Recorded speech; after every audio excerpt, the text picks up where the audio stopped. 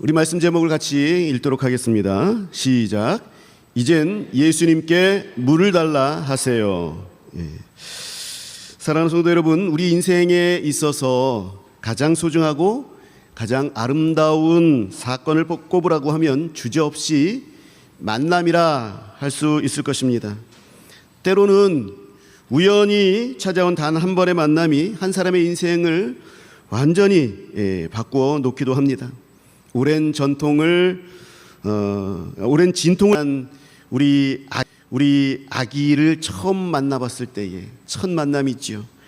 그리고 또 삶을 포기하고 싶을 만큼 어려웠던 바로 그때에 다가와 도움을 주었던 그 은인, 그리고 설렘 반 두려움 반으로 교회 문에 처음 들어섰을 때에 만나게 된 그 성도들, 이런 만남은 우리의 인생에 가장 중요한 만남이었다 할 수 있습니다.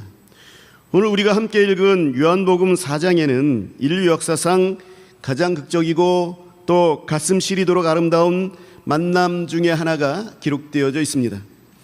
바로 예수님과 사마리아 수가성 여인의 만남입니다. 본문 6절은 이 운명적인 만남의 시간을 6시쯤이라 이렇게 기록하고 있습니다. 이 6시쯤, 이 6시는 우리의 시간으로 치면은 12시입니다. 정오를 얘기하는 것이지요. 중동의 뜨거운 태양빛이 대지를 달구는 그때, 숨이 턱턱 막혀서 아무 활동도 하지 않는 이 피곤한 시간에 한 여인이 홀로 물을 기르려 우물가로 다가옵니다. 여러분, 이 여인은 왜 이 하필 숨이 턱턱 막히는 이 뜨거운 시간에 우물을 와야 했을까요? 그것은 쏟아지는 햇빛보다도 사람들의 따가운 시선이 더 두려웠기 때문입니다. 자신을 향한 정죄의 눈빛을 피하고 싶었기 때문에 그렇습니다. 남편이 5이나 있었고 지금 함께 살고 있는 남자조차도 진짜 남편이 아닌 이 여인의 삶, 그 숨기고 싶은 과거의 아픔과 수치심이 이 여인의 삶을 짓누르고 있었기 때문에 이 여인은 사람들을 피해서 철저한 고립을 택했던 것입니다. 성도 여러분, 가만히 우리 자신의 삶을 돌아보시기를 원합니다. 우리에게도 이 여인과 같은 정오의 시간이 있지 않습니까? 아무에게도 들키고 싶지 않은 내면의 깊은 상처, 끊임없이 반복되어지는 삶의 좌절, 나를 옥죄는 수치심과 우울감, 이것을 안고 홀로 터덜터덜 걸어가야만 하는 고독한 우물가가 우리 삶에도 분명히 존재합니다. 성도님들, 남몰래 그 뜨거운 길을 홀로 걸어오시느라고 그동안 얼마나 지치고 힘드셨습니까?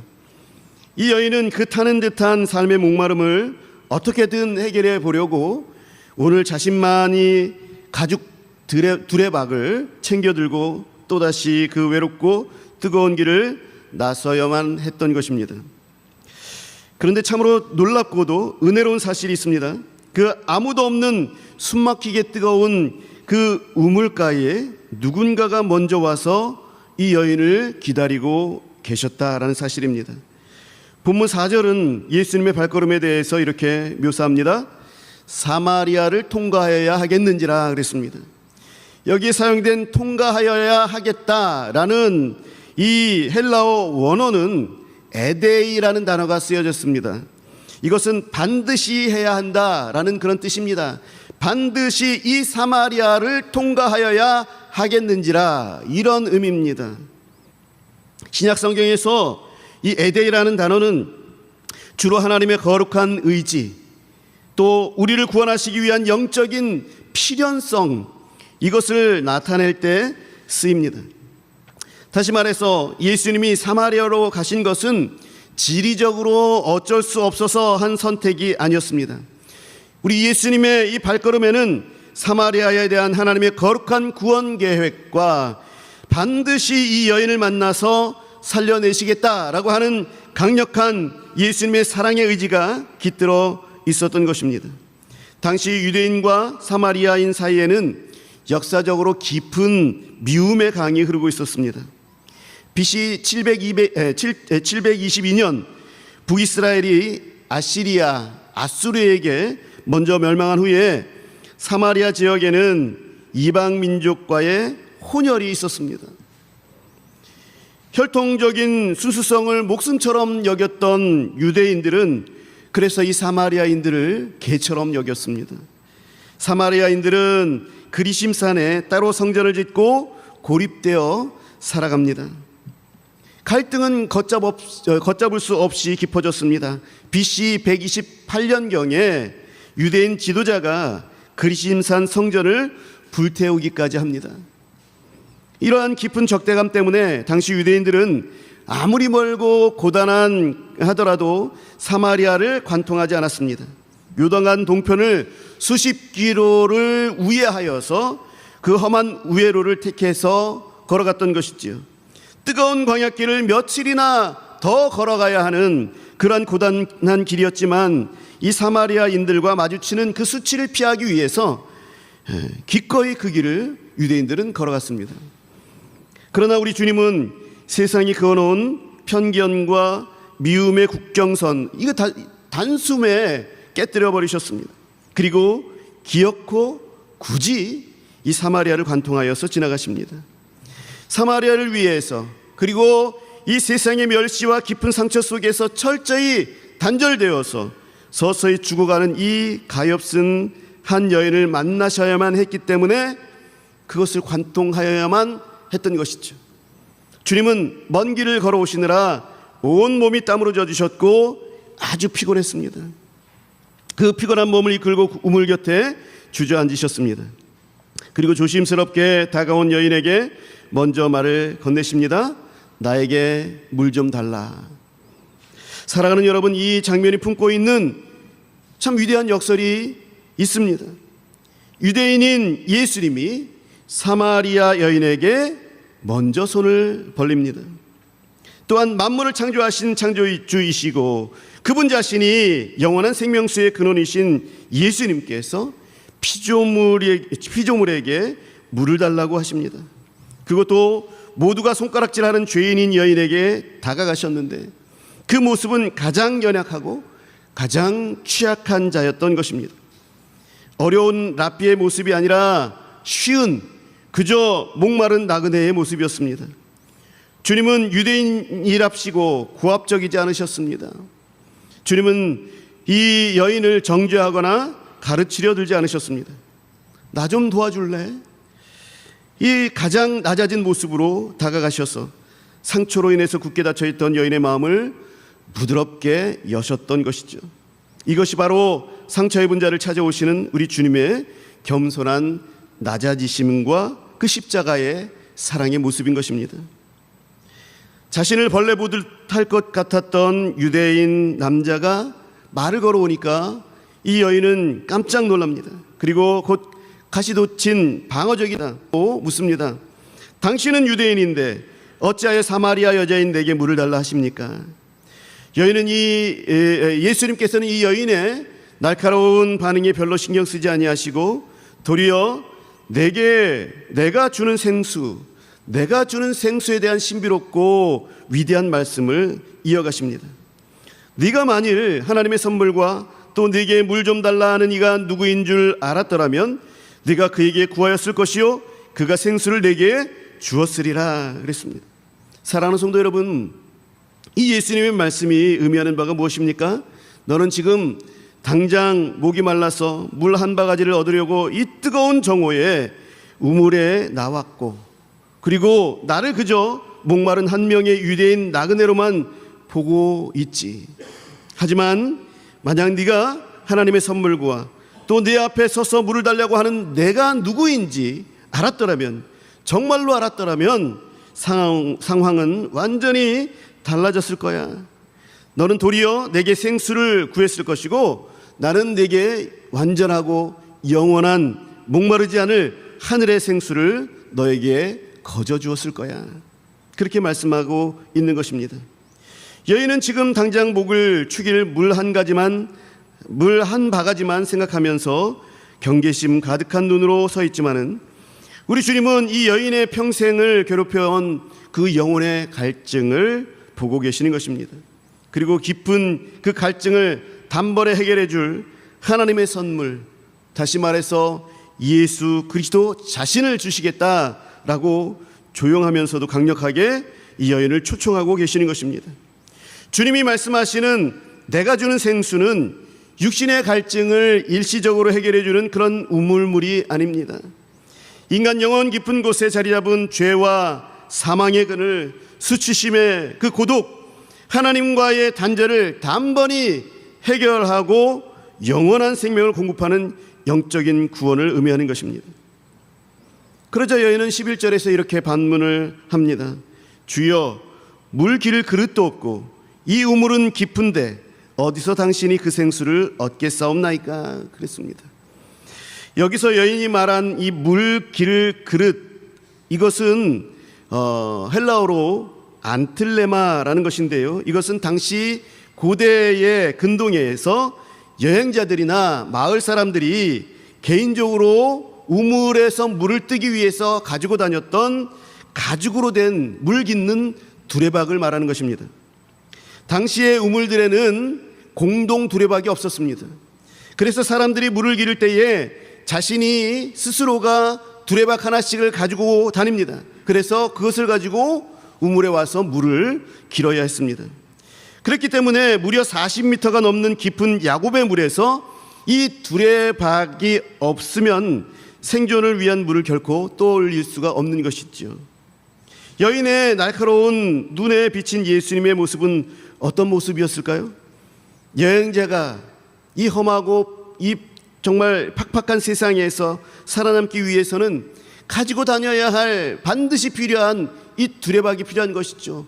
물을 우물에서 길어 마시기 위해서는 두레박이 필요한 것인데 이 작은 두레박 하나조차도 갖추지 못한 무능력하고 딱한 분으로 보였을 것입니다. 더욱이 이 여인은 이 우물이 역사 깊은 야곱의 우물임을 강조합니다. 대대로 내려온 전통적인 그런 종교적인 그러한 자리입니다. 인간의 지혜와 경험이 웅축된 세상의 자랑거리였습니다. 하지만 아무리 야곱의 우물이 위대하고 역사가 깊으다 할지라도 이것은 결국 하늘에서 내리는 비가 고여있는 웅덩이에 불과한 것이죠. 인간의 갈증을 완전히 씻어줄 수 없는 한계를 지닌 세상의 우물이었습니다. 어쩌면 우리도 세상을 살아가면서 이 여인처럼 우리 주님께 묻고 있지는 않습니까? 하나님, 내 인생의 이 지독한 가난, 이 지독한 질병, 이 외로움이라는 이 목마름을 해결하려면 더 크고 튼튼한 두레박이 필요한 것입니다. 더 많은 물질, 더 높은 성공, 명예, 사람들의 인정이라는 두레박이 있어야 내가 살 수 있습니다. 예수 믿는다고 당장 내 삶에 밥이 나옵니까? 떡이 나옵니까? 이렇게 우리는 예수님께 묻고 있을지 모르겠습니다. 한국의 대표적인 지성이었던 고 이어령 박사님의 이야기를 나누고 싶습니다. 이분은 세례를 받고 기독교인이 된 후에 우물을 파는 사람이라는 책을 썼습니다. 이분은 평생 최고의 지성과 학문이라는 가장 멋진 두레박을 가지고 세상에서 가장 깊은 지식의 우물을 팠던 사람 가운데 한 사람이었습니다. 그러나 이 이어령 박사는 책에서 이렇게 솔직하게 고백합니다. 명예를 달라면서 글을 썼더니 명예가 생기더라. 돈을 벌려고 애쓰니까 돈이 되더라. 병 때문에 병원에 다니니까 병이 나아지더라. 그런데 어느 날 너무도 외로워서 극장에 가서 영화를 봐도 내가 제일 좋아하는 글을 읽어도 마음은 채워지지 않고 절대 고독이 느껴지더라. 영원히 목마를 때 보통 물로는 채울 수 없는 갈증을 느꼈다. 도대체 어디로 가야 하는 거야? 그렇습니다. 이어령 박사님은 세상에서 좋다고 하는 두레박을 다 가져보고 수없이 많은 성공과 지식의 우물을 파본 후에야 비로소 깨달았습니다. 영원히 마르지 않을 샘물인 창조주 하나님을 만나야, 예수님을 만나야만 이 영혼의 갈증이 해결된다는 것이죠. 주님은 우물가의 여인에게, 그리고 오늘 우리에게 단호하게 말씀하여 주셨습니다. 이 우물물을 마시는 자마다 다시 목마르려니와 내가 주는 물을 마시는 자는 영원히 목마르지 아니하리라 그랬습니다. 세상의 두레박으로 아무리 땀 흘려서 힘겹게 부어올린 물은 당장의 목은 죽일 수 있을지 모르겠지만 금세 바닥을 드러내고 우리를 또다시 목마르게 합니다. 그러나 우리 주님이 주시는 물은 전혀 차원이 다른 생수입니다. 이제 우리는 우리의 수고롭고 헛된 그 두레박을 멈추고 하늘로부터 내려오는 하나님의 두레박, 곧 믿음의 두레박을 붙잡아야 합니다. 예수님은 14절 하반절에서 이렇게 가슴 벅찬 선포를 하시고 계십니다. 내가 주는 물은 그 속에서 영원하도록 영생하도록 솟아나는 샘물이 되리라 그랬습니다. 여기서 솟아나는 이라는 이 말은요, 그냥 솟아나는 그런 물이 아니라 펑펑 솟아난다라는 그런 의미입니다. 이 단어는 헬라어로 된 옛날 책들에서 어떻게 쓰였냐면 기뻐서 펄쩍펄쩍 뛰다 이렇게 쓰였습니다. 위로 힘차게 솟구쳐 오르다라는 아주 역동적인 움직임을 나타내는 그런 말로 표현될 때에 사용된 단어입니다. 이 단어의 진정한 영적인 비밀은 신약성경 사도행전 3장에 이르러서 아주 찬란하게 밝혀지고 있죠. 나면서부터 걷지 못해서 평생 성전 미문에 주저앉아서 동전 몇 푼 구걸하던 인생이 있었습니다. 그가 베드로를 통해서 나사렛 예수 그리스도의 이름으로 일어나 걸어라 라는 선언을 받았을 때에 성경은 그의 모습을 뛰어 서서 걸으며 하나님을 찬송했다 그렇게 기록합니다. 평생 바닥을 기어다녔던 절망스러운 존재가 예수님의 이름을 힘입자 기쁨을 이기지 못해서 위아래로 힘차게 뛰어다녔던 것입니다. 그 올랐던 그 단어, 그것이 바로 생수가 솟구쳐 오르다라고 할 때 쓰인 동일한 단어인 것입니다. 더 나아가서 이것은 이 메시아의 구원의 시대를 예언한 구약 성경 이사야 35장 6절의 말씀의 성취이기도 합니다. 그때에 저는 자는 사슴같이 뛸 것이며 라고 선포되었던 메시아 나라의 희열이 바로 우리 안에서 채워질 생수의 실체인 것입니다. 그렇다면 오늘 우리 안에 내주하시는 성령님의 은혜는 어떠합니까? 세상의 우물물은 고인물이라 퍼쓰지 않으면 이내 썩거나 마르게 되어 있습니다. 우리는 매일 아침 생존을 위해서 그 물을 길어 올리느라고 우리들의 영혼을 소진합니다. 그러나 성령의 은혜는 우리의 힘으로 길어 올리는 그런 고인물이 아닙니다. 우리 영혼 가장 밑바닥에서 시작되어서 억누를 수 없는 부활의 생명력으로 절망과 사망의 덮개를 뚫고 하늘을 향해서 힘차게 뿜어져 나오는 분수가 되는 것입니다. 요한복음 7장 38절의 말씀처럼 배에서 흘러나오는 생수의 강인 것입니다. 우리가 성령의 생수를 믿고 의지하기 시작할 때에 율법주의적인 종교 행위가 주는 그 무거운 의무감에서 밧줄을 내려놓게 됩니다. 내가 무엇인가를 퍼올려서 해야 한다, 이런 중압감에서 벗어나서 내 안에서 주님이 친히 일하심으로 역동적인 은혜의 흐름 가운데에 우리가 몸을 맡기게 되어지는 것이지요. 솟아오르다, 생수가 솟아오르다라는 것에는 역동성이 있습니다. 펑펑 쏟아 나오는 힘이 있습니다. 이 솟구쳐 오르는 생수의 은혜 앞에 섰을 때에 비로소 인생의 기적이 일어나게 되는 것입니다. 평생 여인을 고독 속에 가두었던 어두운 과거의 상처, 사람들의 차가운 시선이 주는 수치심, 이것은 이제 이 여인의 영혼을 장악할 힘을 다 잃어버렸습니다. 참된 빛으로 오신 우리 주님 앞에 자신의 부끄러운 과거를 있는 그대로 완전히 드러내고 우리 예수님과의 영적인 연합을 이 여인은 경험했지요. 그때의 이 여인의 가슴 깊숙한 곳에는 마침내 세상이 결코 알 수도 없고 줄 수도 없는 평안과 기쁨이 분수처럼 샘솟기 시작한 것입니다. 말씀을 뵙겠습니다. 영원히 솟아나는 생수를 맛본 여인은 어떻게 변화되었습니까? 요한복음 4장 28절을 보게 되면 가슴 뛰는 장면이 나옵니다. 여자가 물동이를 버려두고 동네로 들어가서 사람들에게 이르되, 그렇게 말씀하고 있습니다. 이 여인은 평생 자신의 생명줄이라고 여겼고 곁에 꼭 끼고 다녀야 했던 그 물동이 세상의 이 두레박을 우물가에 미련 없이 그렇게 버려두고 동네를 향해서 달려갑니다. 왜 그렇습니까? 이제 이 여인의 심령 깊숙한 곳에서 영원히 마르지 않는 샘 예수 그리스도의 은혜가 콸콸 솟아나기 시작했기 때문에 그렇습니다. 놀라운 사실은 이 여인이 달려간 곳입니다.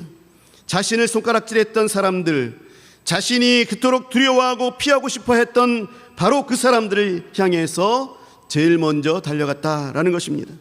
그리고 와서 보라, 이는 그리스도가 아니냐 하고 외치는 담대한 전도자가 되었습니다. 여러분, 우리의 참된 변화는 억지로 짜내는 율법의 대가나 나의 의지로 되는 것이 아닙니다. 상처투성이인 우리를 먼저 찾아오신 그 십자가의 은혜, 그 성령의 생수가 만들어내는 지극히 자연스럽고도 눈부신 열매가 바로 이것인 것입니다. 오늘 이 예배의 자리, 이 은혜의 자리에 나오신 사랑하는 성도 여러분, 혹시 오늘 우리의 각자가 손에 꽉 쥐고 있는 헛된 두레박은 있는 것이 우리에게 있지 않습니까? 혹시 남몰래 흘리는 눈물과 깊은 상처를 안고 인생의 정오의 그 뜨거운 태양 아래서 외로이 서 계신 분이 있습니까?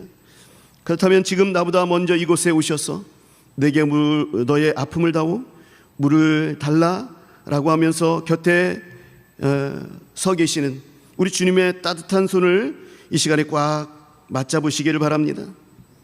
십자가 앞에 여러분들의 낡은 두레박을 다 내려놓으십시오. 그리고 이젠 우리 예수님께 생수를 달라고 구하십시오. 이젠 예수님께 물을 달라고 구하십시오. 주님이 주시는 이 은혜의 물이 내 영혼을 시원하게 적시고 나아가서 내 사랑하는 가정과 일터 또 단절된 이웃을 향해서 거침없이 흘러 넘치게 될 것입니다. 성령의 생수, 생명의 생수, 이것을 날마다 충만하게 받아서 누리면서 살아가는 영광스럽고 참된 회복의 주인공들이 다 되시기를 우리 주 예수 그리스도의 이름으로 간절히 축원합니다. 기도하겠습니다.